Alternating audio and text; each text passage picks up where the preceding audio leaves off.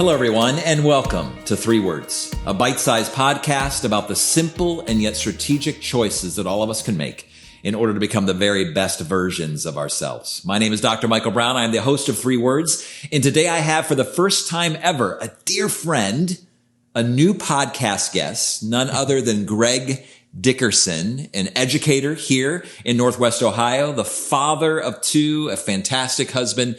And over the past 5 or 6 years, as our families have gotten to know each other, Greg, have become closer and closer friends. I'm excited to have you on our podcast for the very first time, talking about a topic that you actually introduced to me that would be a fun conversation to have. So would you take the honors and to share with our viewers and our listeners today our 3 words for this conversation? Absolutely. Slow it down. Slow it down. You know, we were talking a little off camera, Greg, and as we started talking about my schedule, even for today, you said, this might be a session, this might be a conversation for you, because I live a very fast-paced life. But for you, you've been kind of going through this own process in your own life where you're trying to slow it down. Why is this so important to you? Well, thank you for having me on your show. Absolutely. This is greatly appreciated. I'm glad to be here to talk about a very important topic that resonates with me. And slow it down probably has its genesis, if I can say. Of course. Its beginning, its start date, maybe about 4 or 5 years ago. Okay. And I came across this book called The Experience Economy by Pine and Gilmore. And in that book, it talked about this model, time well spent versus time saved. And they were talking about how some people really enjoy their lives. They really enjoy the moment. And let me explain. Please. Time well spent. Let's say you're going to a concert. And at that concert, you're having a marvelous time. You're enjoying the music. You're enjoying the vibe. You're enjoying the band. Everything about that concert is resonating with you. And when you leave, you think about that concert. You think about the time you had. You think about the experience. And 5 years, 10 years down the road, you can still go back and you still have that memory in your mind that it was worth experiencing. In essence, time kind of slowed.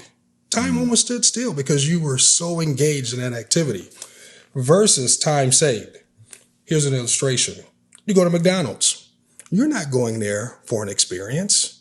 When you go to McDonald's, you're not going there to enjoy the ambiance. You're not going to McDonald's to really have a wonderful time with your friends and family. No, you're going to McDonald's for what? I need to get in there, get my food, and get out and go to where I need to be. And yes, you're saving time, but it's rushed. And think about rallies. They don't even want you in the restaurant, you know? Yeah. When you get your food and go on, they don't want you coming in the restaurant. Interesting. So, you know, and I started thinking the experience is what I'm looking for. Yeah. The experience is what I'm looking for. And So what I'm hearing you say is that experiences cannot be soaked up, the very experiences of life, unless we slow it down. Unless, in my opinion, Yeah. we need to slow it down and to really enjoy that experience. And when I was growing up, my dad was a workaholic. You know, he was constantly working, and he did it for a reason. And that reason was he was able to put all of us through college. 4 kids, debt free. Wow. I know, debt free. So what a gift, what a blessing to have. But I did see he didn't spend a lot of time enjoying himself, unless it was a Sunday and he was going to a Cleveland Browns football game with me. Yeah. We did that, you know, for many, many years. And when I think about this time spent versus time saved, those memories of my dad and I going to those football games on a Sunday resonate with me. And I'm able to go back, recall that memory, and enjoy those times with my dad, who recently passed away. But those memories are always with me. And I'm guessing for your father, when he thought back on his life, it was those memories as well that were most seared in his mind and heart, as opposed to working and working and working and working. Those kind of blur together, because it seems like, from my experience, and you know, I live a very full life, and one of my commitments, even as a busy person, I don't mind being busy, but I refuse to be hurried. Okay. So I want to be able to I like a full schedule. Right. And I like it to be packed, but because I want to maximize every moment. That's kind of how I'm wired. But I want to do it slow enough that I can be fully present. You can be fully present. Where I can be mindful, I can enjoy. But I'll be honest. I mean, I was intrigued by the topic of this conversation, because I do at times move too fast. Yes. I do at times probably miss the full experience and the enjoyment of an encounter with a human being or a place or a space, because I'm not moving slow enough. I'm thinking about the next thing. And so I really appreciate you even, you know, challenging me and initiating this conversation with me.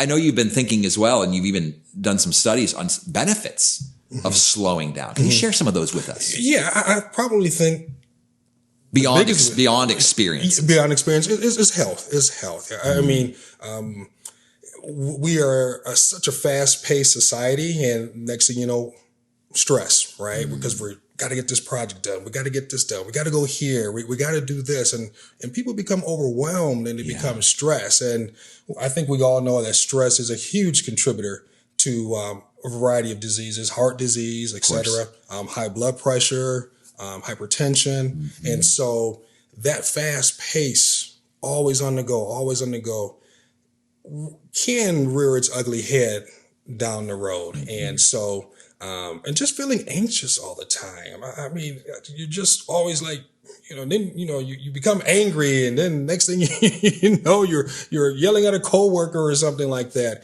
And I've experienced all of this, and that's the reason why I'm talking about this, because, you know, at home, you know, I've lost it, you know, on the basketball court, you know, sometimes you can actually lose it on the basketball court. It's okay to do it on the basketball court because of the competitiveness. Right. But, you know, over my years of learning and growing and so forth, I started to realize I don't necessarily like who I'm seeing in the mirror. Yeah. And I need to do something about it. And I'm guessing Martha, your dear, dear wife, who we've actually had as a guest here on our podcast, as well as your two sons, they probably like this new improved version of you. They probably, because Martha strikes me as a very reflective. Yes. Very kind of take it slow, soak up the experiences. Yes. So in many ways, she's probably slowed you down. Yes, she has. It's a very good observation. And she probably has. I mean, that's been probably a great enhancement, just having her in your life. And so has she noticed changes? Not fast enough. Okay. Not fast enough, but they're gradual changes. And she has noticed the changes. You know, she loves to get up early in the morning. I mean, not early in the morning. She loves to get up in the morning and enjoy her coffee. And, you know, I'm trying to do that, and just, you know, let's enjoy. Let's just be. Right. You know, I was in Kenya years ago with Martha, visiting her family, and that was the weirdest thing in my life. Michael. Okay. Yes, because when I went there, I was there for a month, and I noticed that when I woke up in the morning, there was just a sense of calmness. And I went downstairs, and lo and behold, there was breakfast. And everyone sat at the table and had breakfast. And when I was growing up, it was cereal and some toast and some orange juice, and you're out the door, right? But no, it was really taking the time with her family and enjoying a meal. 2 hours for lunch. Enjoy. Yes, it's different culture, right? Different culture. So how long for breakfast? Breakfast was a good hour or so. And then another couple hours for lunch? For lunch. And then in the evening time, you would spend another couple of hours just relaxing, and it was all about family. And the other thing that I noticed when I was there, people would just come over unannounced. I'm thinking to myself, okay, unannounced, really? You didn't call, you didn't do anything, you just pop over. And part of the culture is, yes, you just come over because it's not about time. It's about people. So was that uncomfortable? You say you spent a month there. Yes, So how did it feel for those first few days? It was strange. It was just. Did you like it, or was it just like how did you experience it? I didn't know what it was. Just not me. You know, I wanted to go out and just to see things. Right. I said, well, you got a month there. You'll be able to see things, but you need to spend time, slow it down, and enjoy family. And that was probably the first time I really, really said to myself, okay, I need to think about my life. And now we've been married for 18 years, and I've had some peaks with slowing down. I've had some valleys with slowing down. Yeah. But it takes time. It takes time to change. It takes time to slow. It takes time to slow. Absolutely. So what have you learned, and what are you doing differently? What choices because again, we're all about choices here at Three Words Podcast. The next choice, the next moment, every choice counts, every moment matters. But I'm guessing you're making very specific choices, because if it's not your tendency, if it's not your inclination to slow down, you've had to obviously inject some very specific rhythms and routines to do that. Talk to me about those. I think last year I made a very intentional choice to buy an electric vehicle.